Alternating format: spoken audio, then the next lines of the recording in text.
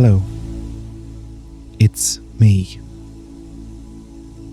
You made it to the end of the day, and welcome to the Nightcap, a sleepy, spooky bedtime series. Whatever today was, however long, however loud, it's behind you now. You don't have to carry any of it into the dark. You can set it all down at the edge of the bed, like a coat you don't need until morning. So, let's get comfortable. Find the cool side of the pillow. Let your shoulders drop away from your ears. Let your jaw go soft. If your feet are cold, tuck them in. If you're too warm, push one foot out from under the blanket. There. That's the trick. Take one slow breath in and let it go. Slower still. Now, before I begin, let me tell you the two things that are true in here. This first is a space, a safe place. Nothing in tonight's story can reach you because I'm between you and all of it. I'm right here, almost sitting at the foot of your bed, keeping watch. Any monsters under the bed will have to get past me first. And I promise you, it won't. It knows better. You can let go completely. That's my job tonight. The watching. All you have to do is listen and drift. And the second thing, you don't have to stay awake for this. You're not meant to. If you fall asleep before the end, that's not missing anything. That's the whole idea. The story will still be here. I'll still be here.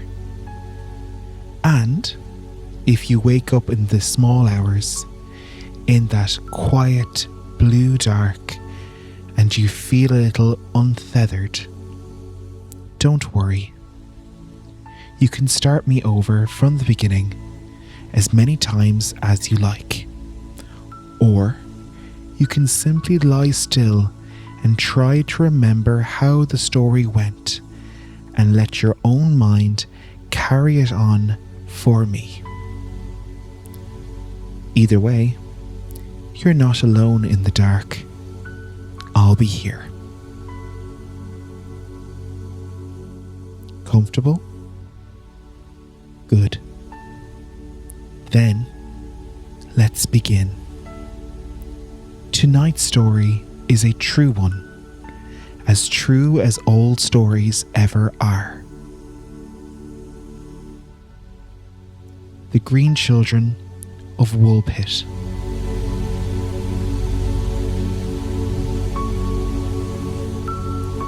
Long ago, in the green middle of England, there was a small village called Woolpit.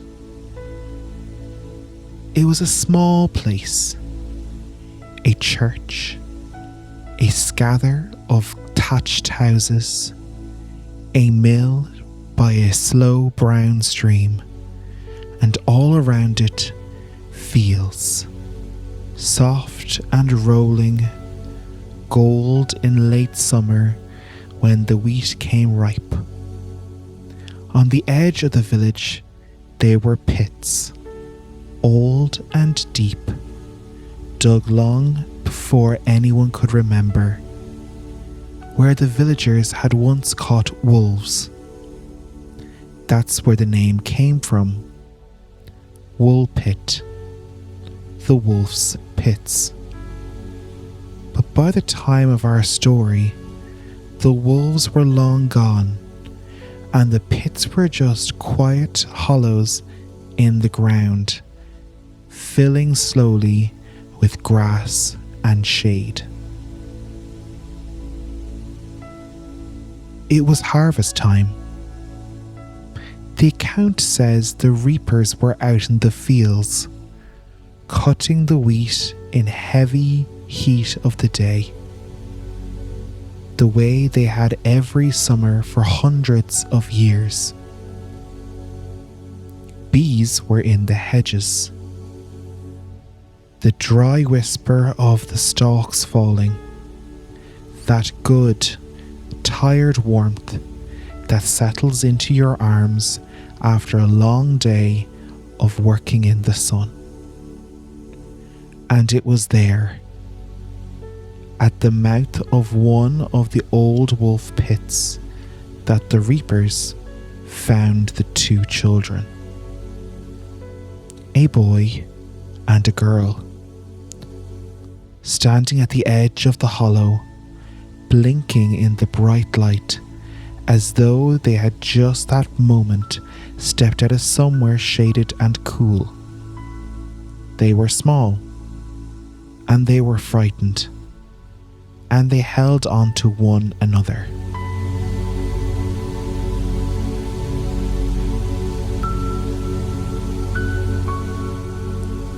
And they were green. Not painted, not ill, green all over. Their skin, the soft green of new leaves, of moss on the north side of a stone, of the underside of a fern. The reapers had never seen anything like it. They set down their tools and came closer, slowly, so as not to startle them. The children spoke, but not in any words the villagers knew. A gentle, lilting language, rising and falling like water. And the villagers, being kind people at heart, did what kind people do. They didn't turn away from what they couldn't understand. They took the two children in. At first, the children would eat nothing at all. Bread was set before them, and fruit, and good things from the harvest table, and they only looked at it and looked away, and grew thinner. The villagers began to worry. Until one day, someone brought in beans, fresh green beans, still on their stalks, cut from the garden. And the children's faces changed.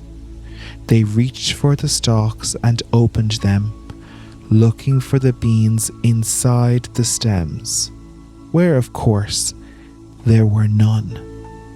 And when they were shown how to open the pods, they ate and ate. For a long while, the old story says, that was the only thing in all the world they would eat. Green beans and nothing else.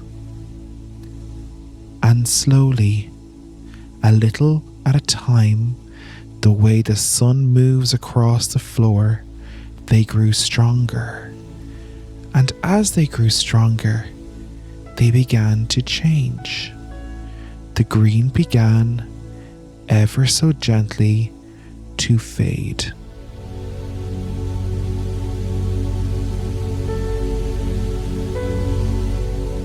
The little boy, though the brother, had always been the weaker of the two. He was sad in a way the girl was not, quiet and far away, as if he were listening for something no one else could hear. And as the months turned, he grew weaker still, and then one soft evening he slipped away, gently, the way a candle goes out when you're not watching it. You only notice after that the light has changed. But the girl lived. She grew up in Woolpit. Her skin turned from green to an ordinary pink of everyone else's, until you could hardly pick her out from the other girls in the village. She learned their language. She took work in the household there, and after a time, when she had word enough, the people asked her gently the question they were all holding out for so long. Where did you come from? And this is the part of the story that stays with you, because she didn't say the name of any village they knew. She spoke of a place, a dim place, she said, a land of a soft and endless twilight, where the sun never quite rose and never quite set, and everything glowed faintly green in the perpetual gloaming. A quiet country on the other side of a wide river.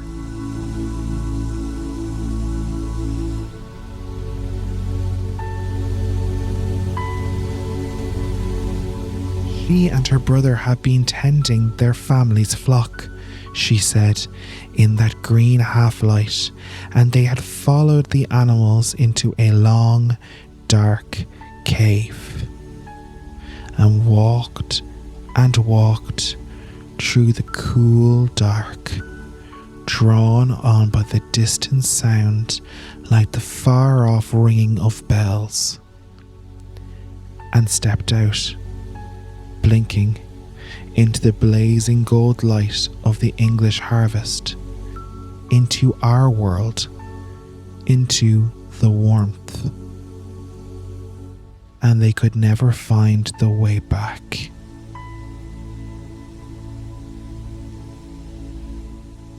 That's the story.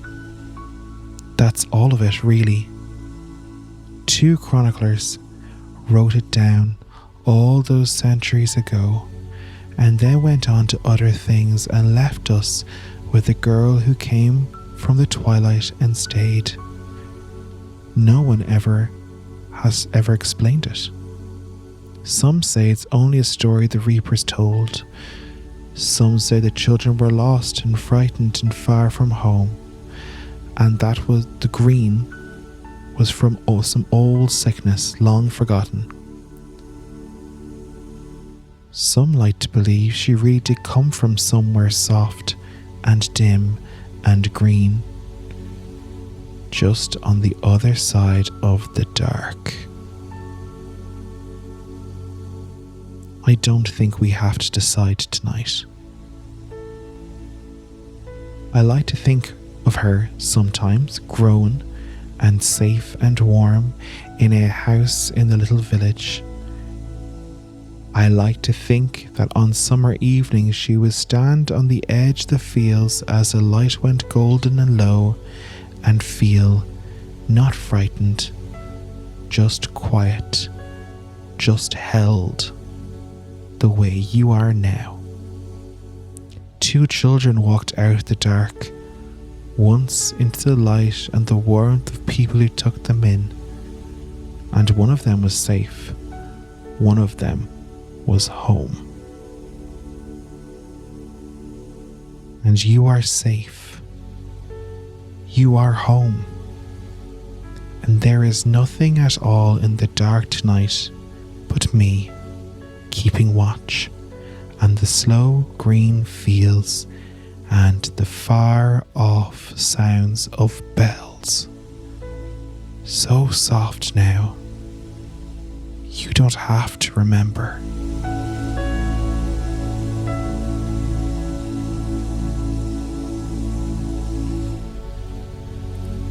If you're still with me, that's all right. You don't need to do anything now. The story's told. Nothing waiting on you. You can let the words go loose and blurry. Let them stop meaning anything at all. They've done their work. I'll sit here a little while longer. I always do. Sleep now. I've got the watch. Good night and sleep tight.